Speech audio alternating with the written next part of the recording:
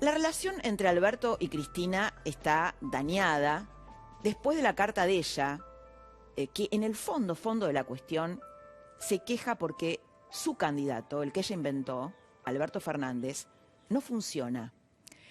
En la carta, además, hoy justo hablaba con un encuestador sobre esto. Hay un ellos y un nosotros, ¿no? Ellos, el albertismo, y un nosotros, Cristina y sus muchachos. Cristina es para Alberto como una especie de amor político no correspondido de Alberto, ¿no? Por eso es que Alberto Fernández, en los últimos días, después de esta carta, básicamente, está pensando en hacerle caso a Cristina y activar un acuerdo político, de una determinada manera que te voy a contar. Hay una idea sobrevolando en el gobierno, entre los leales de Alberto Fernández, que son pocos, tiene poca gente alrededor, cuadros políticos, dirigentes políticos, de pegar un volantazo político e ir hacia la racionalidad económica. Algo básico, volver a lo básico, ajustar el gasto público, regenerar las relaciones con el mundo privado que han quedado muy dañadas, con los empresarios, estuvo teniendo reunión con los empresarios. En definitiva, elaborar un mínimo plan económico sustentable, que es lo que no ha podido hacer hasta ahora. Pero mira, las preguntas que se hacen cerca de Alberto Fernández son estas. ¿Hasta dónde va a aguantar Cristina sin boicotear ese acuerdo que ella misma está proponiendo o está supuestamente pidiendo? Supongamos que Alberto, vamos a esta hipótesis, lo llama arredrado para manejar la economía, o a un economista con el perfil de Melconian. ¿Cuántos días crees que Cristina tardaría en petardearlo? El albertismo está activando una suerte de diplomacia paralela, evitando a la cámpora, a los muchachos de Cristina. ¿Qué quiero decir con esto? Guado de Pedro es el ministro del Interior de Alberto Fernández, es una suerte de doble agente, en donde, por supuesto, de él depende la relación con los gobernadores. Bueno, está tratando de esquivarlo, de actuar con otros interlocutores más cercanos a Alberto Fernández y de tender puentes con los gobernadores y los intendentes de cara a un acuerdo político que un sector de la oposición le está proponiendo, ¿no? El sector dialoguista de la oposición. Después lo vamos a hablar bien con el profe Osona y con Liotti, estas chances, ¿no? Las chances de generar un acuerdo, las divisiones en la propia oposición. ¿Tiene chances, Alberto, de, entre comillas, traicionar a Cristina recostándose en la oposición y en empresarios que Cristina demoniza? Hay un economista que se llama Emanuel Álvarez Agis, es muy cercano a Alberto Fernández y es un economista con racionalidad económica, digámoslo así. No es un ortodoxo, pero es un economista con racionalidad económica que Alberto Fernández escucha. ¿Sabes cuál es el cálculo de este economista sobre los puestos que se perdieron en este año? Durante este año de cuarentena se han perdido 4 millones de puestos de trabajo. ¿Te parece una locura? Bueno, es la cuenta que hacen cerca de Alberto Fernández. Y vos te preguntarás, ¿por qué con semejante descalabro económico no están los desocupados, no están los pauperizados protestando en la calle? ¿Por qué las protestas solo las concentra el banderazo de un sector de la sociedad mayoritariamente concentrado en la clase media, que está más identificado con Juntos por el Cambio? ¿Qué pasa? ¿Qué pasa con los otros sectores? La razón es muy sencilla, porque gobierna la coalición peronista kirchnerista. Tenés a los intendentes, a los movimientos sociales y a los sindicatos conteniendo la protesta social, con forceps, pero la están conteniendo. ¿Se puede contener la protesta eternamente si Alberto Fernández no pegara un volantazo? De eso se habló en la chacra de Carrió, en Exaltación de la Cruz. Estamos viendo la foto por ahí, el viernes pasado, donde se reunió el ala dialoguista de Juntos por el Cambio. Allí Lilita recomendó esto, mirá, hay que sostener a Alberto. Nos detenemos un poquito acá. Probablemente esta frase para el ala dura de Cambiemos, de Juntos por el Cambio, para los votantes, tal vez para algunos que nos están mirando y están escuchando esto, no sea bienvenida, pero es lo que está proponiendo Lilita, el ala dialoguista, la que dice no somos golpistas, queremos resguardar la institucionalidad. Alberto Fernández fue vaciado de poder, Cristina lo vació de poder. Quienes lo visitan a Macri, vamos al búnker de Macri, en cambio, le escuchan decir esto otro, textual. Si yo estuviera gobernando, ya estaría internado en el Borda, con el peronismo todos los días en la calle, con protestas en la calle. Obviamente el razonamiento es contrafáctico, ¿no?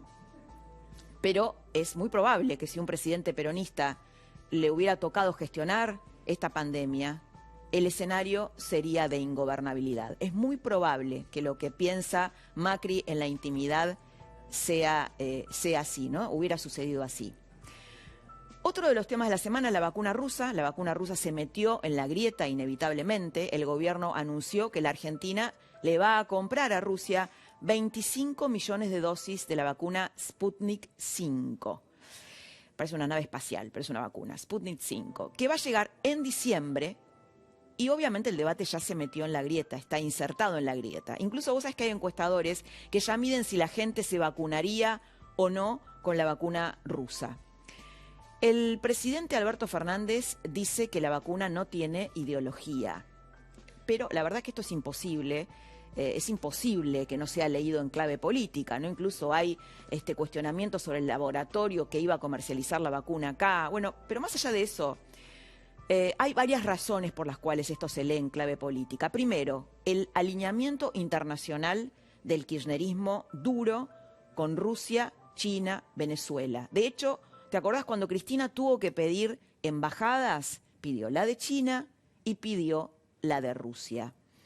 Hoy reapareció Alicia Castro con un tuit. ¿Te acordás de Alicia Castro, alineada con Cristina Kirchner? Fue embajadora en Caracas, que renunció a la embajada rusa hace unos días porque estaba en desacuerdo con las críticas del gobierno de Alberto Fernández hacia Venezuela. Emitió este tuit, mira, lo estamos viendo. Ahí está, ¿lo estamos viendo? No gobierna, pero vacuna. No gobierna, pero vacuna. Y tenemos otro tuit por ahí de Maduro, que es un poquito más explícito, que habla del hermano Putin. Llegó la Sputnik 5, somos el primer país del hemisferio occidental que iniciará la fase 3. Y ahí le agradece al hermano presidente Vladimir Putin y al pueblo ruso por su muestra de solidaridad. Bien, a todo esto se suma el hermetismo y la falta de transparencia con la que se produjo esta vacuna, con la que se elaboró la vacuna. Todos los expertos tienen una coincidencia, la falta de experimentación con la tercera fase de la vacuna, que es fundamental para probar su eficacia. Te invito a que escuches con nosotros un tape de Oscar Cingolani. Oscar Cingolani es un médico argentino que es director en un muy prestigioso centro médico de Estados Unidos, que es el Johns Hopkins. Lo escuchamos. De la vacuna rusa no se sabe demasiado. Ha habido mucho hermetismo desde un comienzo. Sabemos que hay un solo ensayo clínico, un fase 1, fase 2, que en realidad es un fase 1 prolongado. El problema de esto es que fue un trabajo muy chico, 76 pacientes divididos en 2 grupos, no hubo casi mujeres, muy pocas mujeres, no hubo mayores de 60 años ni menores de 18 años. Lo positivo de este pequeño ensayo clínico es que se produjo anticuerpos y se produjo también inmunidad celular. Los anticuerpos no fueron tan elevados como otras vacunas, fueron del mismo nivel que generan pacientes recuperados de coronavirus, pero con títulos un poco más bajos. Pero me preocupa que hasta ahora lo que se sabe, con todo el hermetismo que hay mediante, es que solamente han reclutado poco menos de 5.000 pacientes, y esto es un número bajo para un estudio fase 3, ya de por sí abreviado, como lo están haciendo todas las vacunas. Es importante lo que plantea Cingolani, ¿no? El médico argentino, el tema de la transparencia. Es decir, la transparencia está vinculada a la confianza. La gente se vacunaría o accedería a la vacuna en tanto confía que esa vacuna se hizo de la forma que debería hacerse, de la forma correcta. Y bueno, confianza con un nivel alto de vacunación tiene una relación directa. Otra de los temas de la semana es la autonomía de Larreta. Estuvo muy activo Horacio Larreta y el empoderamiento de los dialoguistas. Esto lo vamos a hablar con Jorge Liotti y con el profe Osona. Hubo 2 fotos, viste que la política se define en fotos, ¿no? Muchas veces.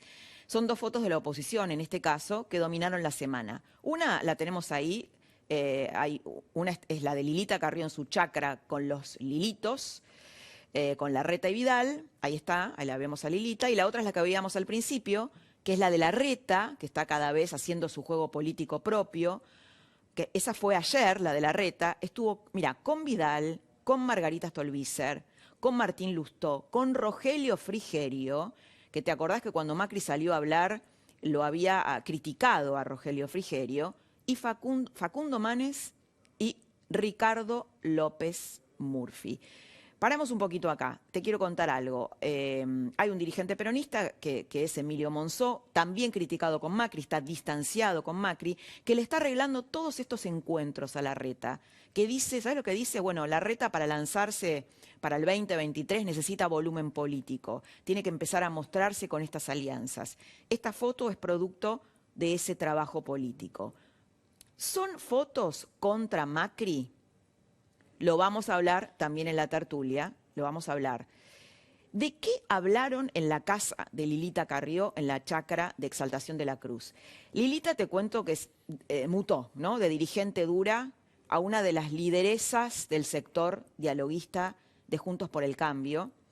Y en esa reunión pidió lo que te decía antes, sostener a Alberto y algo importante, acordar con el gobierno el nombre del procurador Daniel Rafecas. Bueno, cuando ella lo dijo, se produjo una hecatombe. Acordate que, ¿por qué es importante el procurador? Bueno, con el cambio de sistema en la justicia, del Código Procesal Penal, los fiscales se reubican, van a tener mucho más poder que antes, van a llevar el pulso de la investigación adelante. Y Carrió quiere adelantarse a la jugada de Cristina. ¿Cuál es esa jugada? Poner un jefe de los fiscales símil, Gils Carbó. En el Senado tienen los números para modificar la ley y meter a ese jefe de los fiscales adicto a la causa. Esto es lo que están buscando. Bueno, te contaba, primero sus colegas de Juntos por el Cambio estallaron, dijeron, no, esta es otra jugada de Lilita, se cortó sola, acá hay una coalición, nos tienen que consultar. Pero ahora lo están pensando, es una jugada polémica, pero interesante para analizar. Macri rechaza a Rafecas, no confía en él. Rechaza por 2 razones. La primera, Rafecas fue el que aconsejó a través de un chat, ¿te acordás? Hace unos años, al abogado de Vudú, cuando él era el juez de la causa Chicone. Y lo segundo, tal vez más grave, desestimó la denuncia del fiscal Nisman contra Cristina Kirchner por el pacto de Irán. Entonces él dice, bueno, un tipo como Rafecas se va a dar vuelta y nos va a traicionar. La palabra traición de nuevo, ¿no? Hay una encuesta muy interesante que después vamos a analizar con el profe Osona y Jorge Liotti de la consultora Taquión, que mide por separado, si las elecciones fueran hoy, mide por separado el rendimiento de Larreta y de Macri, es decir, los duros y los blandos, ¿no? Los halcones y las palomas. Te vas a sorprender con el resultado de esa elección. Y tenemos el 8N, este domingo, y los riesgos de una corte dominada por el trío peronista.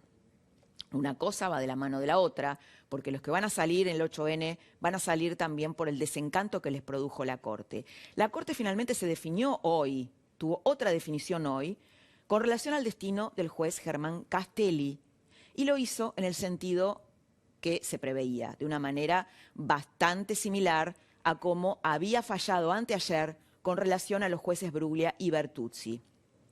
¿Qué pasó?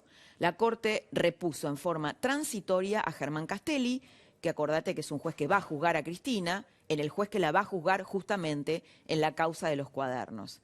Pero lo hizo de forma transitoria, hasta que se ha nombrado un nuevo juez titular para ese cargo. Por supuesto que el caso de los 3 jueces de Cristina, que Cristina quiere correr, está lleno de tecnicismos incomprensibles para la mayoría de la sociedad, digamos la verdad, esto es así. Y esta es una de las novedades políticas más interesantes de la Argentina, que cuestiones muy técnicas, tan técnicas incluso para los eruditos del derecho, hayan traspasado las discusiones académicas y se militen en un banderazo. Esto es lo novedoso. Para los jueces trasladados, el fallo de la Corte fue político. Claro, el fallo de la Corte fue político porque en realidad falló en contra de lo que venía diciendo, que esos traslados estaban bien. Te lo estoy resumiendo de una manera muy simple, pero básicamente va por ahí la cosa. En la práctica implica su remoción. Esto es lo que entienden los jueces. Y para la mayoría de la gente también. Esta semana la Corte ha desertado de su rol de árbitro, de freno, de órgano de aplicación de la Constitución, para ponerse a favor de los deseos y de los intereses de Cristina. Podríamos resumirlo así, lo que pasó en la Corte. El trío peronista de la Corte, sabes que hay 3 jueces identificados con el peronismo, Lorenzetti, Maqueda y Rosati, la han ayudado mucho. Es por eso que el nuevo banderazo, que se está preparando para el 8N, este próximo domingo, va a estar nutrido con esa desilusión, con ese pulso. Hay algo que quiero contarte, que es, hoy me acordaba mucho de la jueza Carmen Argibay. ¿Te acordás de la jueza Carmen Argibay, que para mí era un modelo de jueza?